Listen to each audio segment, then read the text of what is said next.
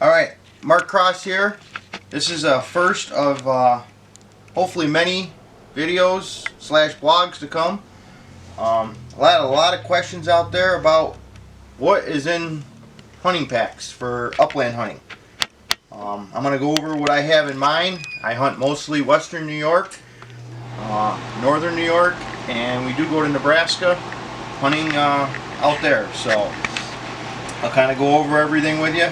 Nothing here, disclaimer, I am not sponsored or affiliated with any item here. I just have what I have because it seems to work. So I'll get started there.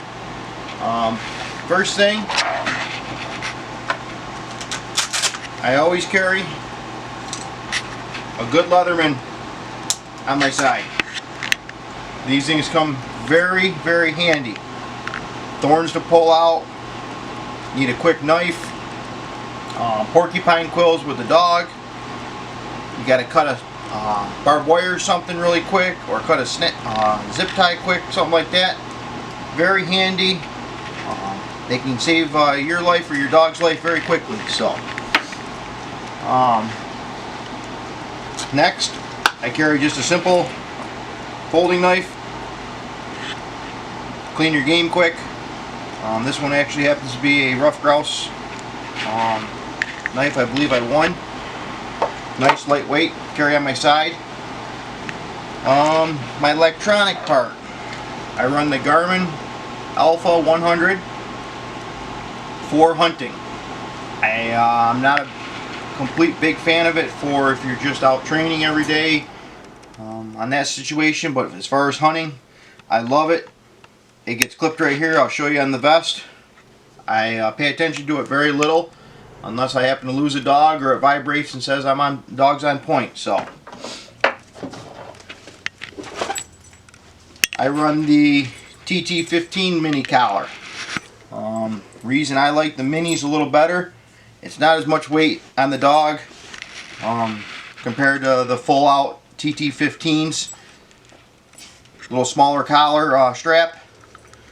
Seems to be a little lightweight for them, so they seem to like it. Alright, so on my vest, I have a Wingworks solid tan with grouse pockets, they call them. They're the very short pockets.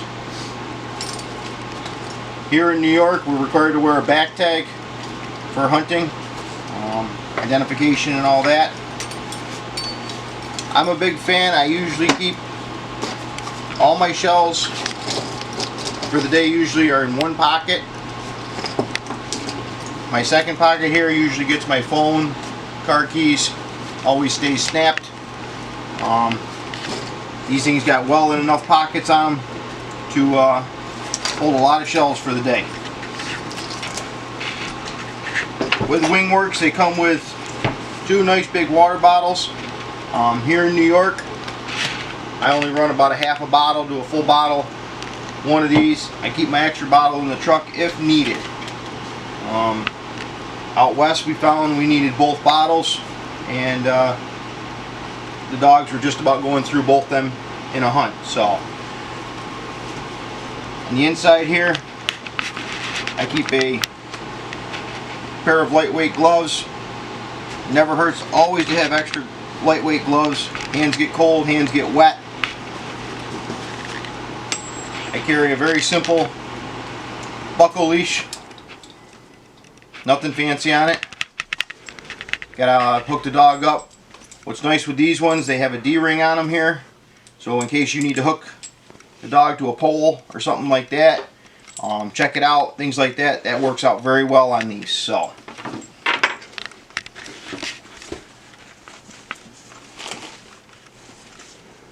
carry a simple beanie hat.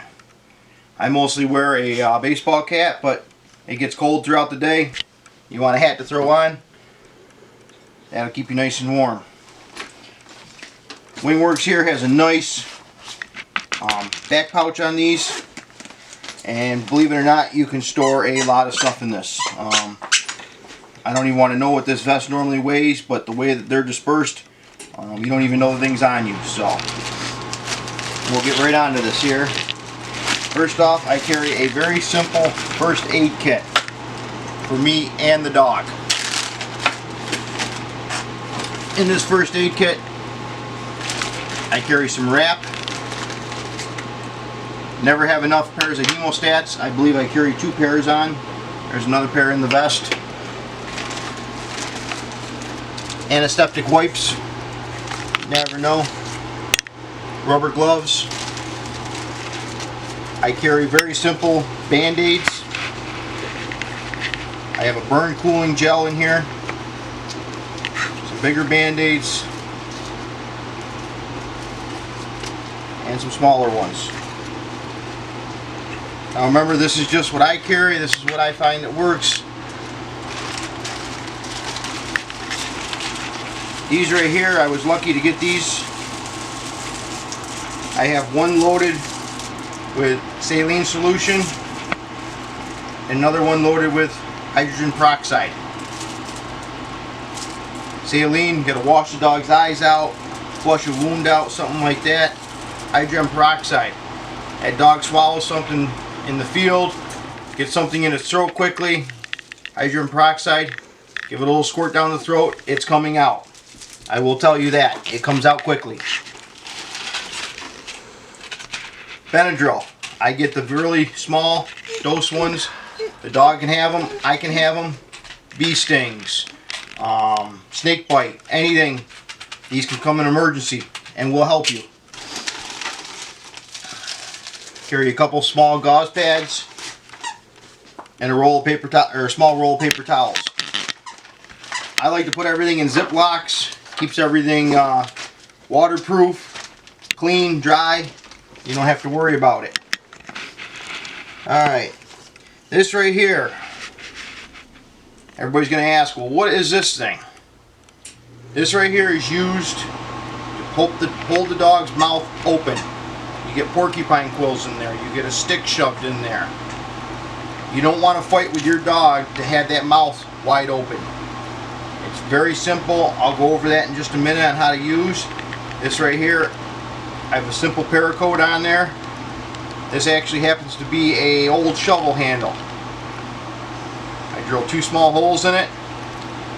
You pull this and it cinches it around the back of the dog's neck. Keeps the dog's mouth open. Can work really quickly and helpful to, especially with quills, you're by yourself.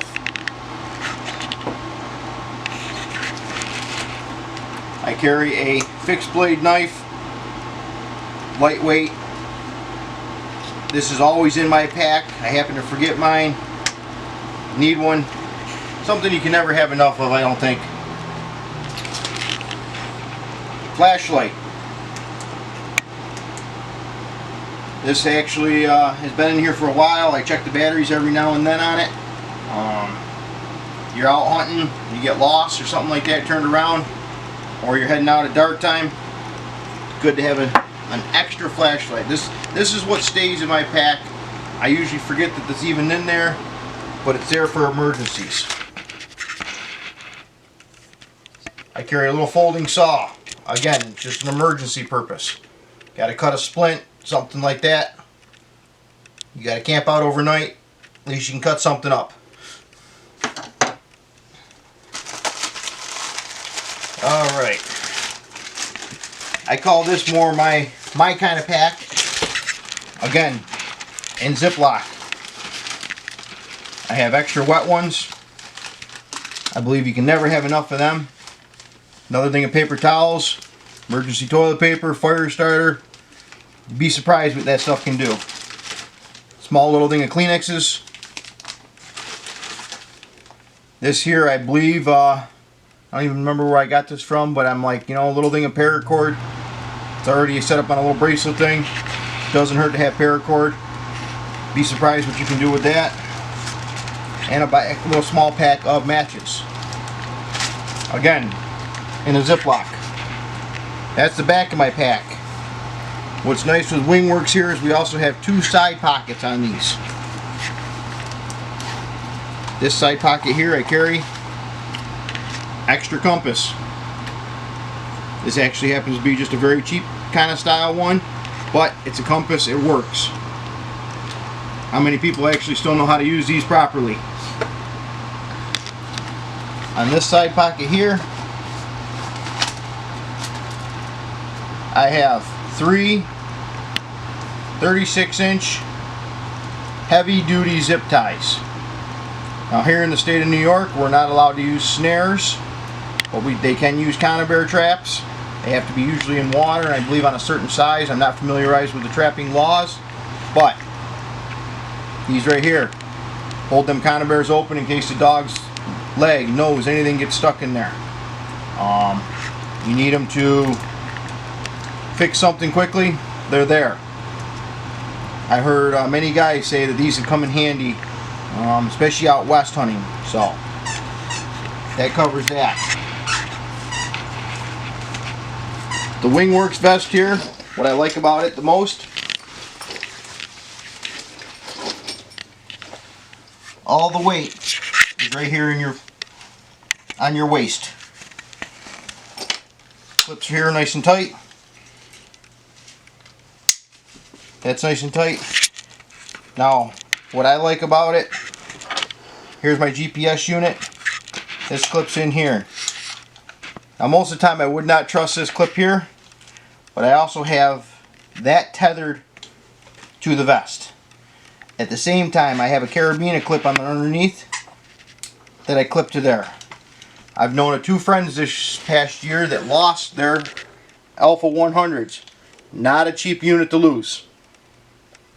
As you can tell, it's facing away from me.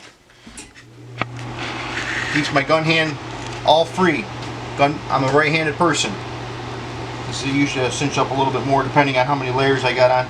Only time I look at that is if the dog gets off, I haven't seen the dog for a minute or 2, I'll peek down at it, or it'll buzz on point, I'll look down and see where the dog is located.